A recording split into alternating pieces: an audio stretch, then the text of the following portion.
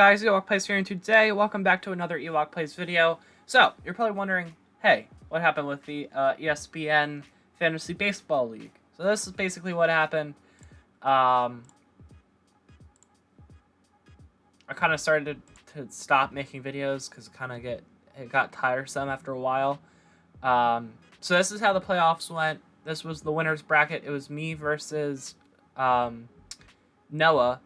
We were the first. I was the first seed. He was the second seed. Jason against my uncle. Jason was the second. No, so I was first. Jason was second. My uncle was. No, my uncle was third, and Noah was fourth. I don't know how it worked, but it worked somehow.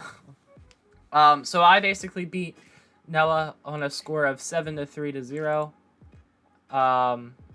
He had a better day at the plate than I did, better week at the plate, but I still came back with the pitching and the stolen bases. As for Jason and my uncle, Jason won a total of six categories, 6-3-1. He basically won pretty much everywhere, except for the pitching. My uncle kind of dominated that, but so that meant that it was going to be me versus Jason in the last two rounds for the championship matchup, and I did win. Oh, final playoff results. There we go. We could see it. So I was first. Yeah, so I did win 6-4-0. In 6-4 categories, meaning I got first place, which I was not anticipating. By the way, this was my winning lineup. We'll get to that. So Jason got in second place, so he will be getting a $10 gift card to someplace. I don't know. He gets a consolation prize though, that's for sure. This was my team to end out the year. I had Wilson Contreras, probably the best catcher in the league, other than Adley Rutschman. Ryan Mountcastle, who hits a lot of bombs. He was on a hot streak towards the end of the year. Jonathan India, he was hurt most of the year, so that's why I had to get out and get trade for Trey Turner. But I had Alex Bregman, who just was very steady for me. I don't think he got hurt once this year. Position rank 7. Corey Seeger, same thing with him. He got hurt a couple times, but he just kept hitting the home runs. Season stats, 33 home runs, and that's very helpful when you're trying to hit home runs for a category. Trey Turner as well. Just having a 298 average with 27 stolen bases, that's extremely valuable. And he showed he had pop in his bat. Position rank number 1. So that was a very good trade for my part. Key Brian Hayes, definitely a down year. I don't know. His average should be a little bit higher, I feel like, but I don't know. Of course, Aaron Judge should be the MVP. 62 home runs. Aaron Judge should be the MVP this year. Narrowly edging out Ohtani. But we have Kyle Schwarber, position rank 3. Just hitting 46 home runs is incredible. I built my lineup around pop, and then I found contact bats to go in those holes. Taylor Ward, he had a good stretch for a while.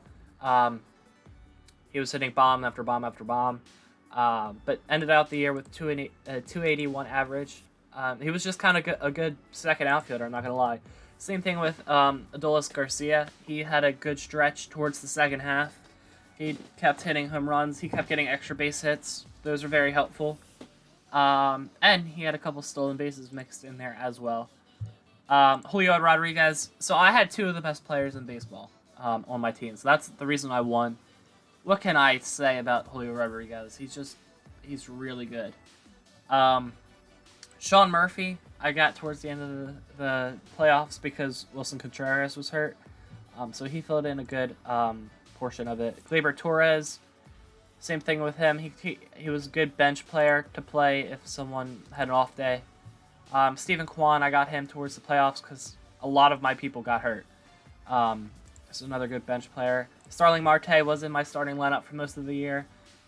he only had 18 stolen bases this year, but he had a 292 average, so I can't complain there.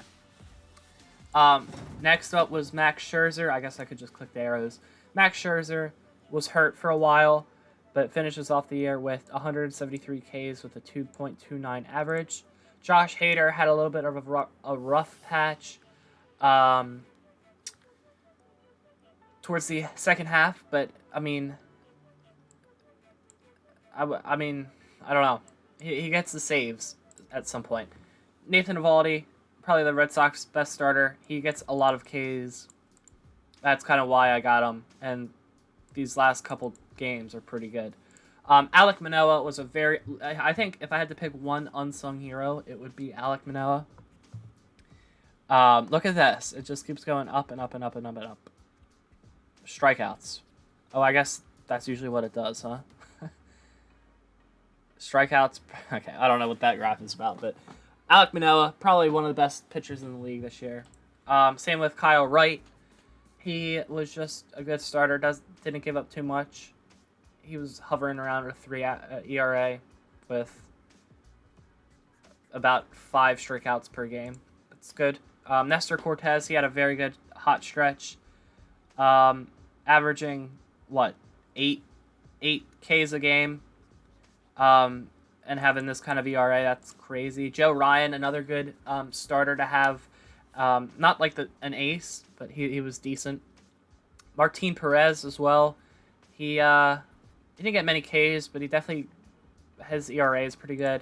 Paul Sewald I got towards the end because I needed more saves as the playoffs started to get closer. Paul Sewald, he's on the Mariners. The Mariners were winning, so I was like, all right, he gets saves. I can take him. Christian Javier, I mean, this guy is crazy good, and I got him towards the end of the year. That's all I have to say. So that was my team. I had the best record of the league, 131, 62, and 7. That was pretty much it. The standings. Final standings. I was in first. Jason was in second. Noah was in third. My uncle was in fourth. Kevin was in fifth. Patrick was in sixth with a 74-win season. Kai was in seventh with a 64-win season. I guess it goes by losses. If you lose 98 but still win 83, I guess that's why he's not up there and he's down there. Yeah, we'll go by losses. So I only had a 62-loss season. That's pretty good. Jason had a 70-loss season. Noah had a 78-loss season. 79, that was a very close. But my uncle did tie in 13 categories. Kevin almost came back with only 90 losses. 109 for Patrick, 124 for Kai, 98 for...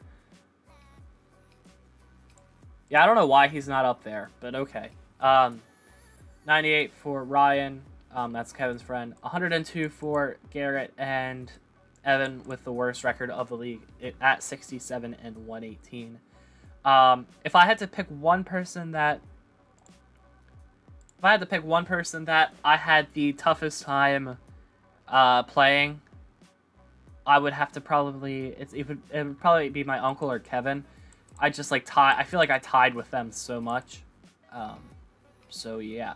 There was one, oh man, it was scary because I was playing Noah in the first round of the playoffs and he was winning 7-3-0 and I got freaked out. It's like, oh no, I'm going to lose my money. But no, I edged out the victory against Jason. So thanks guys for watching. This has been the Ewoks Baseball Fantasy League. Jason will get a $10 gift card someplace wherever he wants. But for now, if you haven't watched my ESPN football, fantasy football, I would suggest doing that. So with all that being said, thanks guys for watching. Leave a like and subscribe if you have not already, and I'll see you guys later.